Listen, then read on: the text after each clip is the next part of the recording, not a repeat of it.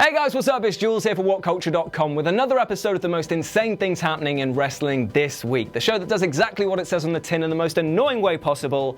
You're welcome. Now, before we begin, I just want to prefix something because this week has seen some truly horrible, depressing stuff happening in wrestling this week, details of which I'll go into in just a minute. But I just want to say before we start that if you or anyone else you know is suffering or battling with cancer, then all of my thoughts and my love go out to you.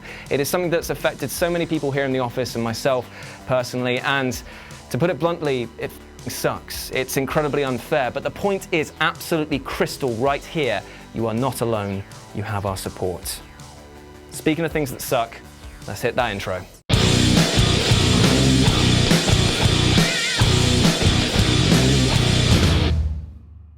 So yeah, let's begin with the thing that everyone's talking about, the big dog and his big battle with leukemia. As this week on Raw, Roman Reigns announced to the world that he'd be vacating the title and stepping away to be with his family.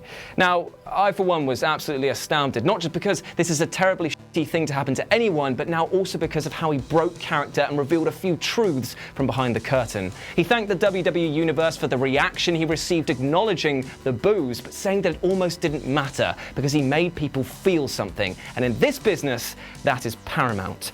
Standing at the top of the ramp with his Shield brothers was a powerful moment, and seeing all the tributes that were made by other wrestlers, those on commentary, and even little nods by the Usos during their tag matches. Even Tama Tonga, certified professional asshole, broke character to weigh in with support on Twitter.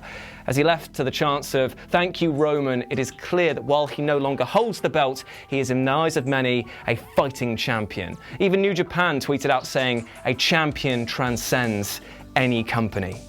Which leads me to my next point, and Dean Ambrose's heel turn. This is, without a shadow of a doubt, the best heel turns I've seen in a long time. Now true, the tease was a bit laboured, but pulling the trigger on the same night that your brother walks away from the business because of illness is absolutely disgusting. This is heel on X-Pac levels, and Corey said on the mic, "Please, not tonight," just after Renee Young had said that her husband had known Roman for years during the business. Don't get me wrong, this is absolutely disgusting. But you have to remember that Roman probably signed off on the angle, and it's nowhere in the same league as Vince making Brian Pillman's wife tell the world the WWE wasn't responsible for his death a mere 24 hours after it happened. That was gross, but here, in terms of storyline at least, it was absolutely brilliant. So the WWE has built a bit of a reputation for capitalizing on misfortune. Eddie's in Hell springs to mind, but this was done bizarrely in the right way, if ever there was such a right way to do this. We got a WrestleMania event on a Raw show, and now right at the top of this bastard pile is Dean Ambrose. It was uncaring, it was insensitive,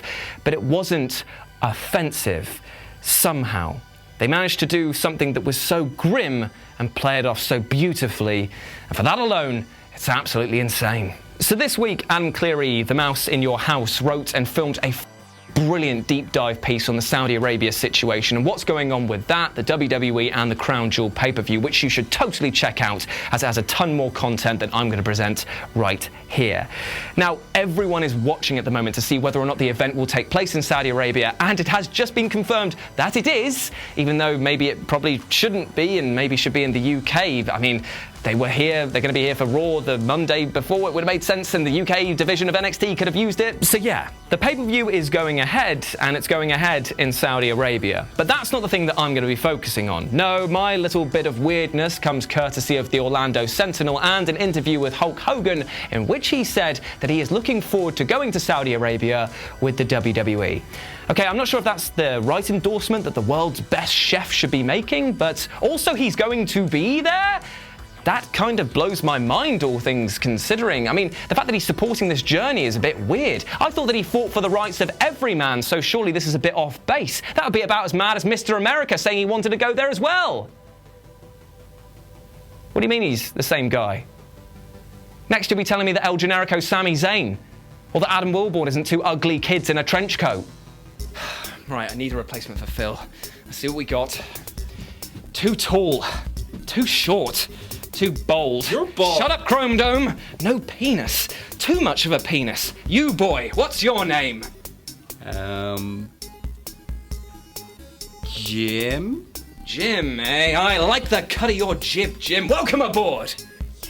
Wasn't this whole thing that he was meant to be killing? moving on. And now welcome to the philosophical corner. Right, so what you're gonna do is just put your hands like that, and then you just turn for a bit, and you look like that, and then you look to the screen, and then you just say something really deep and philosophical about it. And then I walk on and I say, oh, you blew my mind, and then that's what we do on these. Like that? Yeah. Why? Well, it doesn't matter why. I mean, we started off as just a bit of a joke, and then it was... Okay. So, now what? You're meant to come up with something. Oh. And it's to do with NXT and the fact that it was really crazy at the end. NXT is pretty crazy? Well, no, wait until I'm off. Wait until I'm off. Okay, right. Try it now. NXT is... No, look at the camera. NXT is crazy? Oh, wow, Jim. You're really blown my mind. Can I stop doing this now? Yeah. Phil would have done it. You'll get it. It's because NXT was really crazy this week. So, if you've been watching NXT recently, then you have been witness to some absolute insanity this week. And I'm not just talking about Nikki Cross's mad wench antics, because this week we saw Aleister Black go on the warpath to find out who had assaulted him, only to have his block kicked off by a now heel Johnny Gargano. Now, this has turned the entire promotion on its head, because characters have been inverted, the drama has been dialed up to almost parody levels, and we've witnessed action that was heart-stoppingly well shot. Aleister's black mass kicks on that security guard and Lars Sullivan were delivered with surgical accuracy, and Gargano's kick was heard round the world. Yet, believe it or not, this actually pissed quite a lot of people off.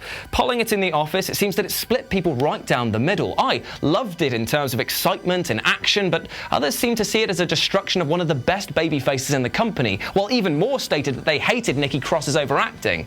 Now, some of this might have been actually to do with the fact that HBK has been behind the scenes and pitching in to help NXT segments. I mean, that superkick definitely had more than a whiff of the kid.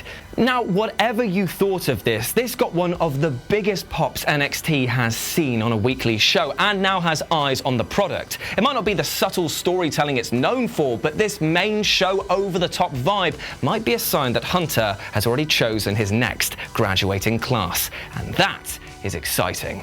Right, this next one's actually quite funny, because over the weekend YouTube suffered an outage, which itself is pretty shocking, right? Well, the funny thing is that at the same time, Pornhub saw a massive surge of people hit their site to beat their meat, proving that procrastination is a real thing. Yet here's the real kicker. The site posted that they saw a 114% increase in the WWE search term, knocking your mum off her top spot. There's my one per show. Am I doing that as a gimmick? But it got me thinking. If the two are related, then what search terms would see a boost if the WWE network were to cut out at specific points? And I came up with the following. Hot twins punished for being sluts and then taking a pounding. That's Ronda Rousey's promo on Raw there. Banjo string snapped over massive cock. That's Elias hitting Baron Corbin with his guitar there. Public redhead gangbang. That's Charlotte getting her ass handed to her by Becky Lynch at the Performance Center. And then the final one is just Mandy Rose, really, and that's just personal. Just personal preference, that one, isn't it? Anyway, having a WWE spank while YouTube's taking a tank. Are you having a giraffe? Right, Jim, have you got Sorman Miller? Yes! Let's go kill someone. Betrayal!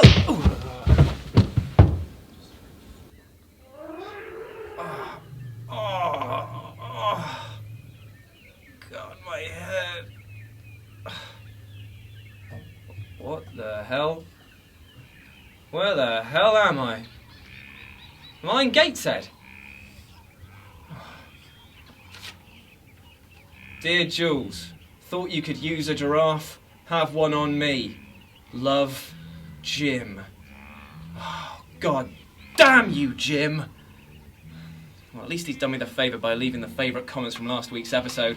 Cody Brightingham says, you could have said, Austin's career is just like your mum's legs when I come over. Up in the air, there's my one per list. That actually hurts my head to read that.